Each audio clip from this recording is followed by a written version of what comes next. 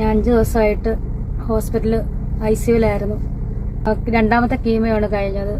കഴിഞ്ഞ പ്രാവശ്യത്തെ കീമോയെക്കാളും കൂടുതലും ഭയങ്കരമായിട്ട് ശരീരത്തിന് ഭയങ്കര അസ്വസ്ഥത, ക്ഷീണവും ഛർദിലും ഒക്കെ ആയിരുന്നു.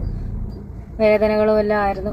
ഒരുപാട് പേര് പ്രാർത്ഥിക്കുന്നുണ്ടെന്നും നേർച്ച കഴിക്കുന്നുണ്ടെന്നും വഴിപാട് കഴിക്കുന്നുണ്ടെന്നും ഒക്കെ എനിക്കറിയാം. അപ്പോൾ അവർക്കൊക്കെ എന്ത് രീതിയിലാണ് നന്ദി പറയേണ്ടതെന്ന് എനിക്കറിയില്ല. ഇനിയിപ്പോൾ എനിക്ക് 4 കീമോയും കൂടെ ഉണ്ട്. ആ 4 കീമോയും കഴിഞ്ഞ് ഞാൻ മടങ്ങി വരുമെന്നാണ് എൻ്റെ വിശ്വാസം. 4 കീമോ കഴിഞ്ഞ് ഓപ്പറേഷൻ ഉണ്ട്. അപ്പം എല്ലാവരും പ്രാർത്ഥിക്കണം. ഇവിടെ കിടന്നുകൊണ്ട് ഞാൻ ആലോചിച്ചായിരുന്നു, പലപ്പോഴും ഞാൻ പ്രാർത്ഥിക്കുമ്പോൾ, കുഞ്ഞിലെ തൊട്ടേ പ്രാർത്ഥിക്കുമ്പോൾ ഞാൻ എപ്പോഴും പ്രാർത്ഥിക്കുമായിരുന്നു, ദൈവമേ ഞങ്ങളുടെ ആരുടെ ശരീരത്തിനകത്തോ ശരീരത്തിന് പുറത്തോ ഒരു മാരക അസുഖമൊന്നും ഉണ്ടാകരുത് എന്ന് എന്നും പ്രാർത്ഥിക്കുമായിരുന്നു. പക്ഷെ അങ്ങനെ പ്രാർത്ഥിച്ചിട്ട് എനിക്ക് എന്താണ് ഇത് വന്നെന്ന് ഞാൻ ദൈവത്തോട് ചോദിച്ചായിരുന്നു. അപ്പൊ അവിടെ നിന്നൊക്കെ ദൈവം എനിക്ക് മറുപടി തന്നത്, ഇങ്ങനെ ഒരു അസുഖം വന്നത് കൊണ്ട് നാളെ നിനക്ക് പറയാൻ പറ്റും, ഇങ്ങനെ ഒരു അസുഖത്തിൽ നിന്ന് ദൈവം വിടുവിച്ചു.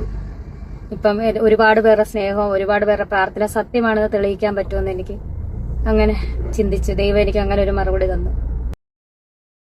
പലപ്പോഴും ഈ കിടക്കുമ്പോഴത്തേന് നമ്മൾ പണ്ടത്തെ കാര്യങ്ങൾ, ഞാൻ സഞ്ചരിച്ച വഴികളും, അല്ലെങ്കിൽ ഞാൻ ഓടി നടന്നൊരു വ്യക്തിയാണ്, നിങ്ങൾക്കൊക്കെ അറിയാം. സോഷ്യൽ മീഡിയ ആണെങ്കിലും ഇപ്പൊ ഏത് തലത്തിലാണേലും ഞാനൊരു 1.5 വർഷക്കാലം സുധിച്ചേട്ടന്റെ മരണശേഷം പെട്ടെന്നൊരു കയറ്റവും, പെട്ടെന്ന് ഓടി നടന്ന് എവിടെയൊക്കെ പരിപാടിയുണ്ടോ അവിടെ എല്ലാം പരിപാടിയായിട്ട് നടക്കുകയും വളരെ ഹാപ്പി ആയിട്ട് സന്തോഷമായിട്ടും ഓടി നടക്കുകയൊക്കെ ചെയ്തപ്പോൾ ചിലരിൽ അത് അവസരപ്പെടുത്തിയ ഒരു കാര്യം തന്നെയാണ്. അവരൊക്കെ എനിക്കെതിരായിട്ട് നിൽക്കുകയൊക്കെ ചെയ്തിട്ടുണ്ടായിരുന്നു. പക്ഷെ എങ്കിൽ പോലും കുറെ നല്ല ആളുകളും എന്റെ ഫാമിലി ആണേലും എന്റെ ബന്ധുക്കളാണേലും എല്ലാവരും എന്റെ കൂടെ നിന്ന്.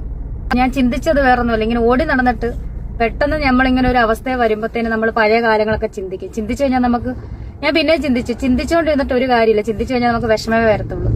ഞാൻ ഓടി നടന്ന സ്ഥലങ്ങള് അത് ആ ചിന്തയിൽ മെമ്മറിയിൽ വരുമ്പോൾ നമുക്ക് വിഷമമേ വരത്തുള്ളൂ. അപ്പൊ ഇനി അത് ചിന്തിക്കണ്ട, കഴിഞ്ഞത് കഴിഞ്ഞു, പാസ്റ്റ്. നമ്മൾ ഇനി നാളത്തെ പറ്റി, ഇനി ഇതിൽ നിന്ന് രക്ഷപ്പെട്ടിട്ട് ഞാൻ വന്നു കഴിഞ്ഞു, എന്തൊക്കെയാണ് ചെയ്യാനുള്ളത്, എനിക്ക് എന്തൊക്കെയാണ് എന്റെ കുഞ്ഞിന് വേണ്ടിയിട്ട് ചെയ്യാനുള്ളത്, എന്നെ സ്നേഹിച്ച് എന്റെ വീട്ടുകാർക്ക് വേണ്ടിയിട്ട് എന്താണ് ചെയ്യേണ്ടത്, അല്ലെ എന്നെ സ്നേഹിച്ച ഒരുപാട് വ്യക്തികളുണ്ട്, അവർക്കൊക്കെ വേണ്ടിയിട്ട് ഞാൻ എന്ത് നല്ലത് കൊടുക്കണം, എന്നിൽ നിന്ന് എന്താണ് അവർ ആഗ്രഹിക്കുന്നത്, ഇതൊക്കെ പിന്നെ ചിന്തിച്ചപ്പോ എനിക്ക് മനസ്സിന് കുറച്ച് ധൈര്യം കിട്ടി. ഒരു കാര്യത്തിലേ ഉള്ളൂ വിഷമം, ഋതപ്പന്റെ കാര്യത്തിൽ ഭയങ്കര വിഷമമാണ്. എനിക്ക് എന്തെങ്കിലും പറ്റി അവൻ ആരുമില്ലല്ലോ എന്ന്. പക്ഷെ ആ ഒരു വിഷമത്തിൽ നിന്ന് എനിക്കത് ഞാൻ കണ്ടറിഞ്ഞതും കേട്ടറിഞ്ഞ സത്യമാണ്. ആ 2 പിള്ളേരും, എന്റെ ചേച്ചിയുടെ മക്കൾ, എന്റെ 2 മക്കളും അവനെ പൊന്നുപോലാണ് നോക്കുന്നത്. സ്വന്തം സഹോദരങ്ങൾ എങ്ങനെയാണോ ഒരു അമ്മയുടെ വയറ്റിൽ എങ്ങനെയാണോ പിറന്ന് ആ പിള്ളേർ എങ്ങനെയാണോ കാണുന്നത്, അങ്ങനെ അവനെ ചേർത്ത് പിടിക്കുന്നത് കാണുമ്പോൾ എനിക്ക് വളരെ സന്തോഷമുണ്ട്. അതുപോലെ തന്നെ വീട്ടുകാരാണ് എല്ലാവരും അവനെ പൊന്നുപോലെ നോക്കുന്ന അറിഞ്ഞുമ്പോൾ എന്റെ മനസ്സ് ഭയങ്കര സന്തോഷമാണ്. കഴിവത് നിങ്ങള് എന്നെ പറ്റി പഴയതെന്നും ഈ എന്നെ അവഹേളിക്കുന്നവര് പറയുന്ന കാര്യങ്ങൾ, പഴയ കാര്യങ്ങൾ കുത്തിപ്പൊക്കി അത് വീണ്ടും ആസ്വദിക്കാതെ, എന്നെ പോലുള്ള ഒരുപാട് രോഗികളുണ്ട് ക്യാൻസറായിട്ട് ഭാരപ്പെടുന്നത്. അത് ആ വിഷമം വരുന്നവർക്കേ മനസ്സിലാകത്തുള്ളൂ, അല്ലെങ്കിൽ ആ കുടുംബത്തിൽ അങ്ങനെ ഒരാളുണ്ടെങ്കിൽ അവർക്ക് മനസ്സിലാകത്തുള്ളൂ. ആ വേദനകൾ മനസ്സിലാക്കി അവരോട് കുറച്ചെങ്കിലും കരുണ കാണിക്കാൻ ശ്രമിക്കുക. വിഷമിക്കരുതെന്ന് ഡോക്ടർ പ്രത്യേകം പറഞ്ഞു. ഫോൺ യൂസ് ചെയ്യരുതെന്ന് പറഞ്ഞ് ഞാൻ ഫോൺ യൂസ് ചെയ്യത്തില്ല.